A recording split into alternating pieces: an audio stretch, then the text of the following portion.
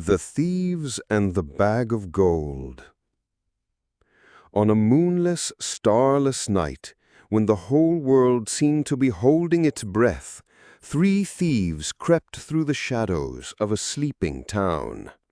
Their names were Gregor, a man whose mind was as sharp and cold as a shard of glass; Bruno, who was as strong as an ox and twice as grumpy; and Ivan, who was quiet and quick, with eyes that missed nothing. Working together, they broke into the grand house of a wealthy merchant and stole a heavy leather bag filled to the brim with gold coins.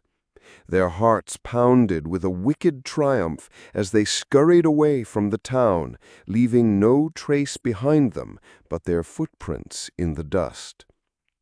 They ran until they reached the deep, dark woods, a place of tangled roots and ancient, whispering trees. There, under the thick canopy of leaves, they finally stopped to catch their breath.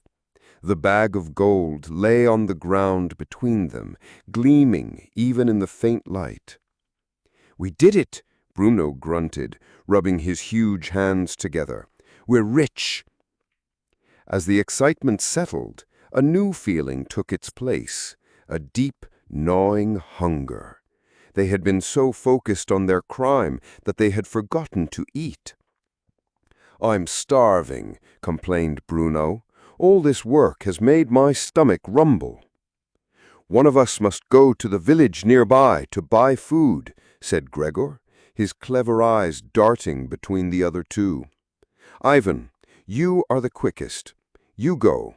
Bruno and I will stay here and guard our treasure." Ivan agreed, and with a final greedy glance at the bag of gold, he set off towards the distant lights of the village. As he walked, a dark and poisonous thought began to sprout in Ivan's mind like a nasty weed. "Why should I share this gold with them?" he muttered to himself. "I am the one who is quick and clever enough to get the food. The gold should be all mine." By the time he reached the village inn, his evil idea had grown into a full-blown plan. He went inside and ordered a hearty meal for himself, eating until he was full. Then he bought 3 delicious-looking meat pies and 3 bottles of fresh juice for his partners back in the forest. Before he left the village, he stopped by a dark alley where an apothecary sold strange potions. There, he bought a small, unmarked vial of deadly poison. In the shadows just outside the village, he carefully opened the pies meant for Gregor and Bruno and sprinkled the colorless, odorless poison inside. "They will eat this delicious food and fall into a sleep from which they will never wake," he thought with a cruel smile. "Then I will have every last gold coin for myself." He imagined his life of luxury, all built on the misfortune of his friends. Meanwhile, back in the dark forest, Gregor and Bruno sat guarding the gold. But their minds were also filled with wicked thoughts. "Why should we split the gold 3 ways?" Gregor whispered to Bruno, his voice like the hiss of a snake. "You and I are the real strength of this group. Ivan is small. It would be easy for the 2 of us to get rid of him." Bruno, who rarely fought for himself, grunted in agreement. "More for us," he said, a greedy light in his eyes. "When he comes back, we will strike him down. Then we can divide the money just between the 2 of us." They made their cruel plan and waited in the darkness, hiding behind 2 large oak trees, their hands gripping heavy clubs. Soon they heard the sound of footsteps. It was Ivan, returning with the food.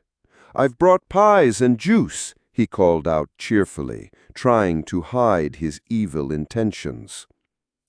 The moment Ivan stepped into the clearing, Gregor and Bruno leapt from their hiding places. Before the treacherous Ivan could even cry out in surprise, they struck him down. His evil plan died with him, the poisoned pies falling to the ground beside him. "It is done," said Gregor, breathing heavily. "Now the gold is ours." "And the food," added Bruno, his stomach rumbling loudly. "I'm even hungrier now." Feeling proud of their cruel deed, they dragged the bag of gold to a more comfortable spot and sat down to enjoy their victory feast. They greedily picked up the meat pies that Ivan had brought and ate every last crumb. They drank the juice to wash it all down. "To our wealth," said Gregor, raising his bottle. But their celebration was short-lived. After a few minutes after they had finished their meal, a terrible pain gripped them both. The strong poison worked quickly, and soon the two wicked men lay still on the forest floor, next to the body of the man they had just betrayed. When the sun rose the next morning, its light fell upon a grim scene in the quiet forest.